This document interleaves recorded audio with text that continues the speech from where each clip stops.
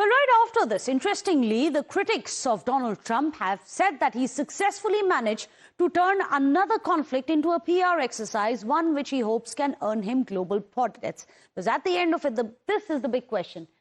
Can there be a war for peace? Well, remember, Donald Trump's decision to bomb 3 of the nuclear sites in Iran under Operation Midnight Hammerhead has escalated the tension between Tehran and Jerusalem. In fact, there were fears that this could be the start of World War III. But for Trump, he sees this war as an opportunity to build on his "I deserve a Nobel Peace Prize" tirade. In fact, the US president has said that the public can see the good work that he's doing, but he still won't get a Nobel Peace Prize. For why, he says? Because the world leaders don't like him. Well, of course, President Trump has said quite literally at that.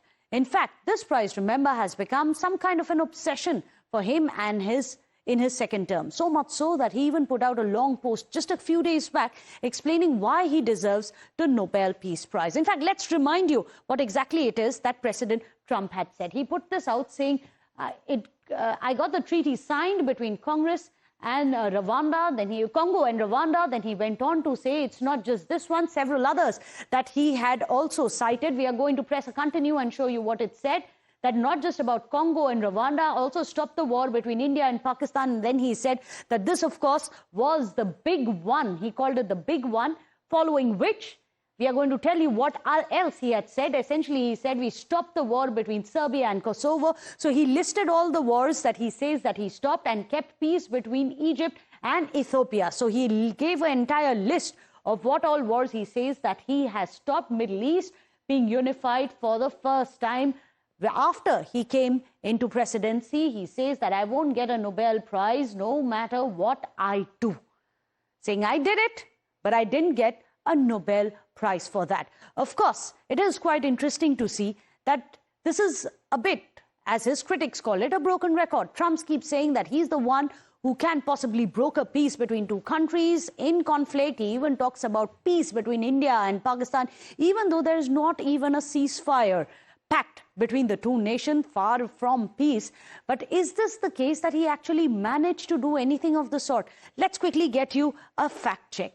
Did he actually ensure that there is peace? Remember, he's been talking about this. Let's remind you how you have Pakistan also changing its tune on this. Now, this is very interesting because the delusion, many say, it's not just self-made. There are countries like Pakistan who are to be thanked for it, because in the aftermath of Trump's meeting with the army chief, Asim Munir, the Pakistani government officially nominated US President for the Nobel Peace Prize. Let's take a look to let that sink in. The country that no one in this world takes seriously, which is Pakistan, endorsing a politician that the global community has not said that he deserves this prize. So irony did die 1,000 deaths. However, today, even the most irrelevant ally of Trump, which is, of course, Pakistan, refused to stand by him. Let's tell you how Pakistan's stand has changed. We are going to start with what they said right after the Trump and Munir meeting. They said they've nominated Trump for the Nobel Prize. Now they say that we condemn the strikes on the nuclear sites of Iran by US. See how Pakistan has changed its stripes.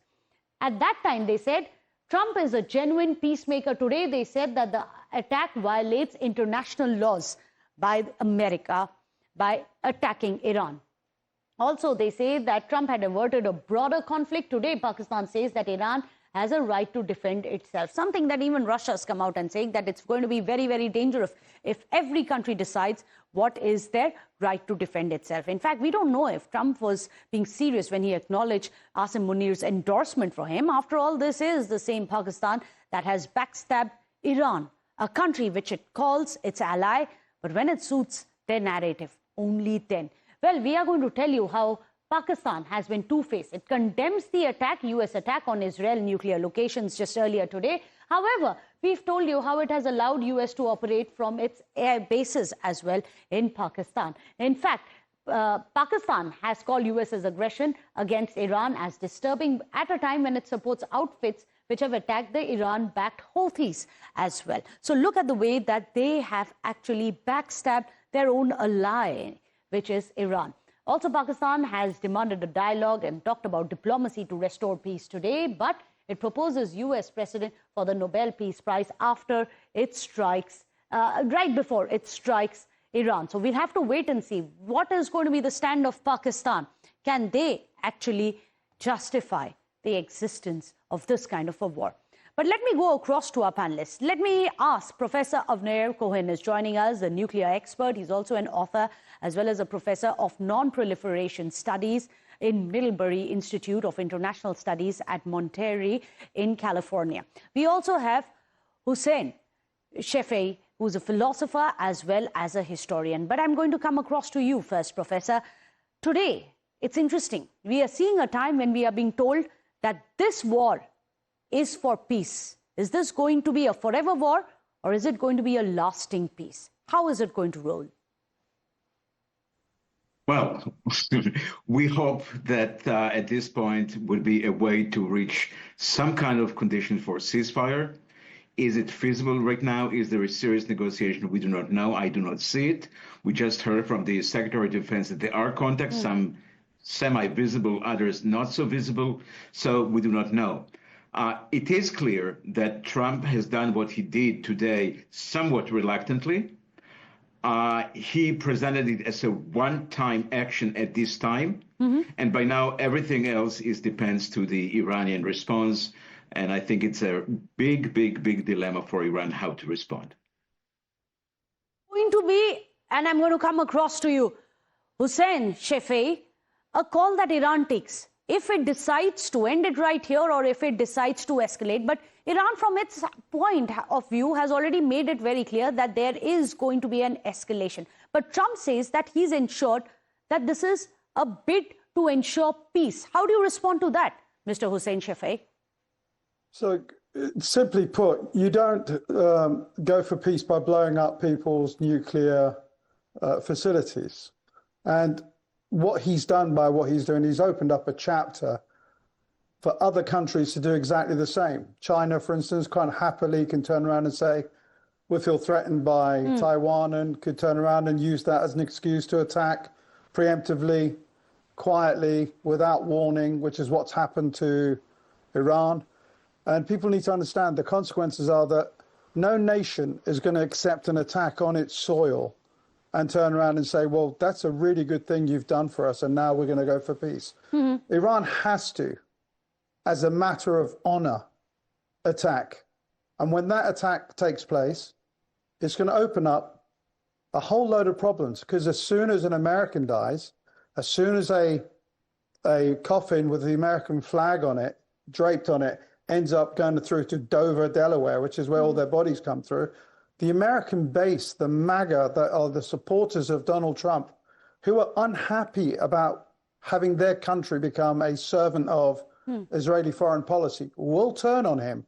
So what he's done is he's effectively sourced out his United States Air Force to carry out the foreign policy of Israel. And everyone in the world that's got any kind of strategic analysis knows that attacking those nuclear facilities has not stopped anything.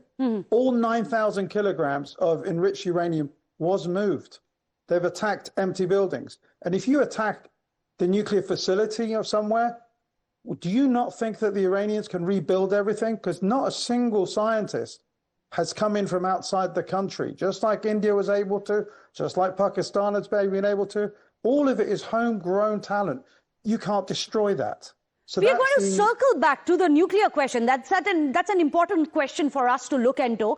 But let me go across to Professor Cohen. This is very important. What he has raised right now, Mr. Hussein Shefei, that what about US's strategic assets? What about the military bases? What about the naval assets? Not everything is going to be protected by the Iron Dome.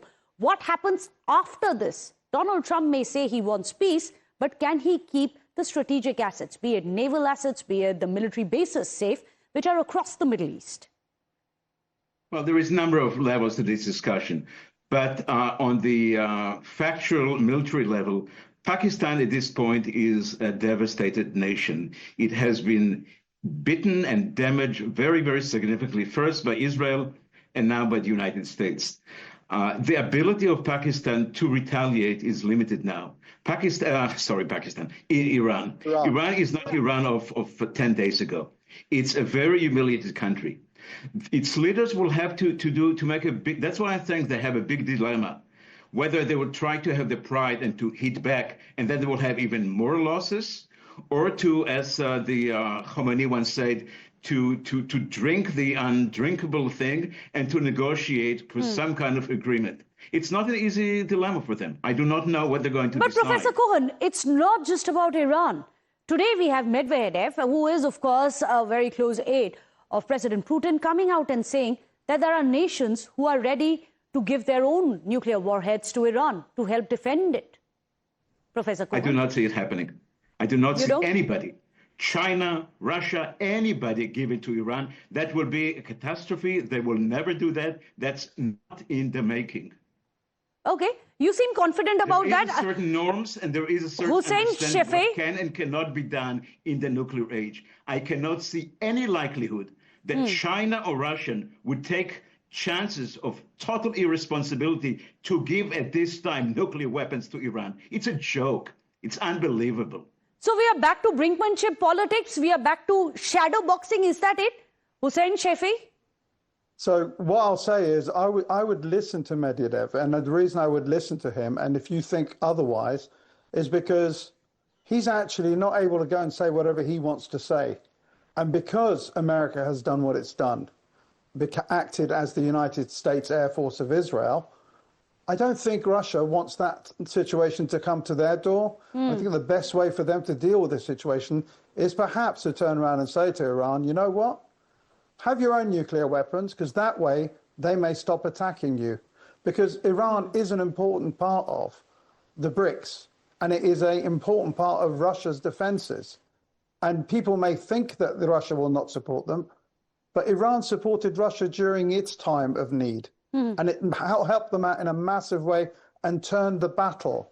So if you think, because at the moment Iran doesn't need any help, because Iran at the moment is turning Tel Aviv into That's interesting. You're saying that Iran, I'm running out of time, but Hussein Shafee, I must ask you this question. Is Iran looking at Pakistan as an ally or a foe?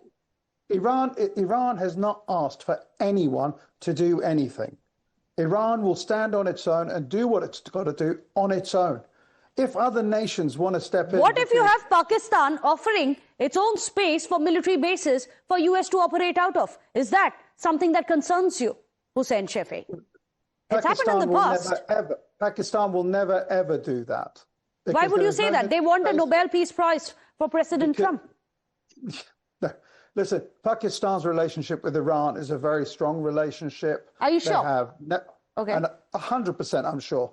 There is a fraternity and a brotherly love between the two nations, which is borne out by the Minister of Defense coming out and saying that if Iran is attacked with nuclear weapons, we will attack with a nuclear weapon. That's a fact that's been used and said by the Minister of Defense of Pakistan. Well, this is very interesting. Can we really trust Pakistan? Well, here in India, no one really takes Pakistan seriously, but the question is, to what extent can we trust Pakistan? Well, of course, a lot is to be seen as to what happens in the next 24 hours. What is going to be Iran's response? Well, they have said that it's going to be an eye for an eye. We'll have to wait and see. Hopefully, the wall is not going to be tipped over that brink of a world war. Thank you so much, Professor Cohen, for joining us. Hussein Shafee, it's a pleasure to have you on the show with your perspective and explaining what really is at stake, even as we speak, not just for 3 nations, but the entire world. A short break, don't go anywhere.